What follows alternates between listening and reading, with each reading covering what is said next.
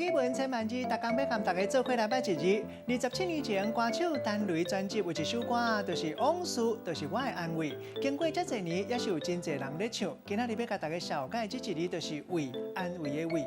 根据台语字典的解说，这字为着可肯平安、安大、安慰的意思。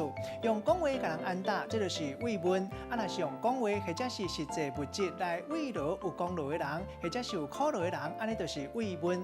带大家做伙来小解两个词。头一个安慰，会当讲是安大可肯，嘛有感觉讲真诚心无遗憾。第二个词都要读做慰劳，一般咱常常听到拢是读属音，读做慰劳。咱用一句话来举例，甲这两个词夹做伙。